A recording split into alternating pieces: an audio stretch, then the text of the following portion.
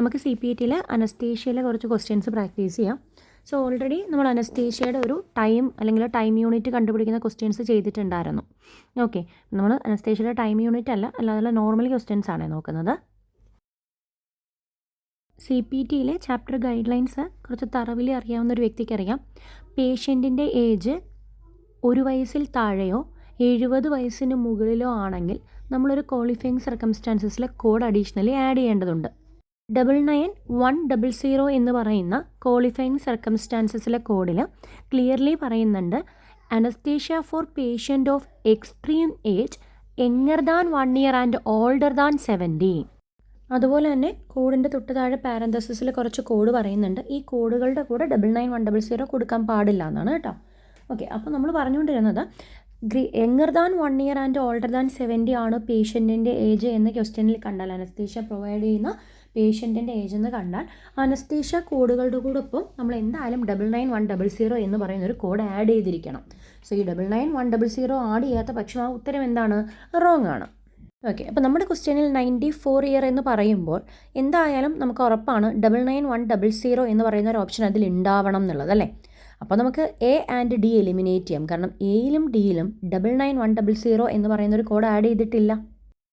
ഇനി സാധാരണഗതിയിൽ നമ്മൾ പഠിച്ചു വയ്ക്കും അനസ്തേഷ്യ ചാപ്റ്ററിൻ്റെ കോഡിൻ്റെ കൂടെ മറ്റ് ചാപ്റ്റർ കോഡുകളൊന്നും വരില്ല എന്ന്. അത് ശരിയാണ്, കാരണം അനസ്തേഷ്യോളജിസ്റ്റ് എന്ന് പറയുന്നത് സാധാരണഗതിയിൽ അനസ്തേഷ്യ മാത്രമേ പ്രൊവൈഡ് ചെയ്യുന്നുള്ളൂ, മറ്റ് പ്രൊസീജിയറുകളൊന്നും പ്രൊവൈഡ് ചെയ്യുന്നില്ല. എന്നാൽ പോലും നമ്മൾക്ക് അങ്ങനെ വന്നാൽ ഒരു വട്ടം നമ്മളൊന്ന് റീഡ് ചെയ്യണം. കാരണം ഇപ്പോൾ ഈ ഒരു ക്വസ്റ്റ്യൻ തന്നെ നമ്മൾ നോക്കാം. The surgeon has requested the anesthesia department place an arterial line എന്ന് പറയുന്നുണ്ട്. അപ്പോൾ സർജൻ റിക്വസ്റ്റ് ചെയ്തിട്ട് ആർട്ടീരിയൽ ലൈൻ പ്ലേസ്മെൻറ്റ് ചെയ്തതും അനസ്തേഷ്യോളജിസ്റ്റ് ആണ്. അപ്പോൾ സാധാരണഗതിയിൽ അനസ്തേഷ്യോളജിസ്റ്റ് ചെയ്യുന്നൊരു പ്രൊസീജിയർ അല്ല, പക്ഷേ സർജൻ റിക്വസ്റ്റ് ചെയ്തത് കൊണ്ട് ആ ഒരു പ്രൊസീജിയറും കൂടെ ചെയ്യേണ്ടി വന്നു.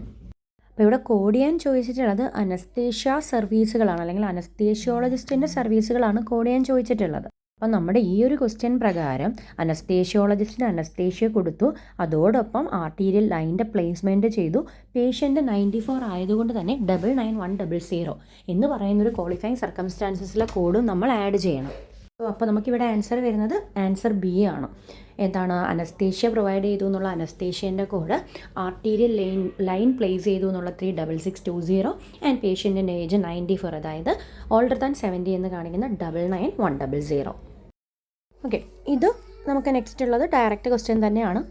What physical status modifier best describe a patient who has a severe systemic disease that's a constant threat to life. So ഇത് ഡയറക്റ്റ് ക്വസ്റ്റ്യൻ ആണ്. നമ്മൾ P1 മുതൽ P4 വരെയാണ് ഇതിൽ ഓപ്ഷൻ നമുക്ക് കൊടുത്തിട്ടുള്ളത്. അപ്പോൾ ഇതിൻ്റെ ആൻസർ പറയുന്നതിന് മുമ്പ് നമുക്ക് എവിടെയാണ് ഫിസിക്കൽ സ്റ്റാറ്റസ് മോഡിഫൈ ചെയ്തതിൻ്റെ എക്സ്പ്ലനേഷൻ ഉള്ളതെന്ന് നോക്കാം. നമുക്ക് അനസ്തേഷ്യ ചാപ്റ്റർ സ്റ്റാർട്ട് ചെയ്യുമ്പോൾ തന്നെ ഓക്കെ, ഇതിൽ മോഡിഫയർ എന്ന് പറയുന്നുണ്ട്. ഞാൻ ഇതിന് മുമ്പ് ഒരു മോഡിഫയറിൻ്റെ വീഡിയോ ചെയ്തിട്ടുണ്ട്, CPT modifier and HCPCS level 2 modifier എന്നുള്ളത്. സോ ഇതിൽ ഒരു ആൽഫബറ്റ് ഒരു നമ്പർ ആയതുകൊണ്ട് തന്നെ you can identify it as HCPCS level 2 modifier. അപ്പോൾ ഈ P1 മുതൽ P6 വരെയാണ് നമുക്ക് ടോട്ടലി ഉള്ളത്. ഈ പറയുന്ന മോഡിഫയറുകളുടെ ഡിസ്ക്രിപ്ഷൻ നമുക്ക് HCPCS ലെവൽ 2 ബുക്കിലെ അപ്പൻഡിക്സ് ബിയിലുമുണ്ട്. അതുപോലെ തന്നെ അനസ്തേഷ്യ എന്ന് പറയുന്ന ചാപ്റ്റർ സ്റ്റാർട്ട് ചെയ്യുന്നതിൻ്റെ ഗൈഡ് ലൈൻ പാർട്ടിലും നിങ്ങൾക്ക് കാണാൻ സാധിക്കും. ഇത് അനസ്തേഷ്യ എന്ന് പറയുന്ന ചാപ്റ്ററിൽ നിന്ന് നമ്മൾ എടുത്തിട്ടുള്ളതാണ്. നമ്മുടെ ക്വസ്റ്റ്യനിൽ severe systemic with constant threat to life എന്ന് പറയുമ്പോൾ അത് P4ലാണ് ഏറ്റവും ആപ്റ്റായിട്ട് വരുന്നത്. സോ അപ്പോൾ നമ്മുടെ ഓപ്ഷൻ പ്രകാരം P4 ആയിരിക്കും കറക്റ്റായിട്ട് വരേണ്ടത്. അപ്പോൾ നമുക്കിതിൻ്റെ ആൻസർ വരുന്നത് ആൻസർ ഡി ആണ്, P4. ഓൾറെഡി പറഞ്ഞു, ഇത് P1, P2, P3 up to P4 വരെ ഒരു ആൽഫബറ്റ് ഒരു നമ്പർ ആയതുകൊണ്ട് തന്നെ ഇതിനെ നമ്മൾ HCPCS ലെവൽ 2 മോഡിഫയർ എന്നാണ് കാണുന്നത്. നിങ്ങൾ ഇതിൻ്റെ ഡിസ്ക്രിപ്ഷൻ HCPCS ലെവൽ 2 എന്ന് പറയുന്ന ബുക്കിൻ്റെ അപ്പൻഡിക്സ് ബിയിൽ നോക്കിയാലും ഉണ്ടാവും. നിങ്ങൾക്ക് അവിടെ വേണമെങ്കിലും ചെക്ക് ചെയ്യാം. പക്ഷേ P1 മുതൽ P6 വരെയുള്ളത് ഡയറക്റ്റ്ലി നമുക്ക് അനസ്തേഷ്യ ചാപ്റ്റർ അവൈലബിൾ ആണ്. ഈ പറയുന്ന സെക്ഷനെ നമ്മൾ അനസ്തേഷ്യ മോഡിഫയേഴ്സ് എന്ന് പറയുന്നത് കൊണ്ട് തന്നെ P1 മുതൽ P6 വരെയുള്ള മോഡിഫയറുകൾ നമ്മൾ അനസ്തേഷ്യ ചാപ്റ്ററിൻ്റെ കൂടെ മാത്രമായിരിക്കും യൂസ് ചെയ്യുന്നത്. അപ്പോൾ വേറൊരു ചാപ്റ്ററിൻ്റെ കൂടെ ഇവരെ യൂസ് ചെയ്യുന്നുണ്ടാവില്ല. അതുപോലെയാണ് ആദ്യത്തെ ക്വസ്റ്റ്യനിൽ പറഞ്ഞ ക്വാളിഫയിങ് സർക്കംസ്റ്റാൻസസ് 99100 മാത്രമല്ല, വേറെയും ക്വാളിഫയിങ് സർക്കംസ്റ്റാൻസസുകൾ അവിടെ കാണാം. അതും നമ്മൾ അനസ്തേഷ്യ ചാപ്റ്ററിൻ്റെ കൂടെ മാത്രമേ യൂസ് ചെയ്യുള്ളൂ. ആ കോഡുകൾ മറ്റൊരു ചാപ്റ്ററിൻ്റെ കൂടെ നമ്മൾ ഉപയോഗിക്കില്ല. അപ്പോൾ ഇപ്പോൾ ഈ പറഞ്ഞ കാര്യങ്ങൾ 2 ക്വസ്റ്റ്യനും എല്ലാവർക്കും ക്ലിയർ ആണെന്ന് വിശ്വസിക്കുന്നു. So thank you for watching. Thank you.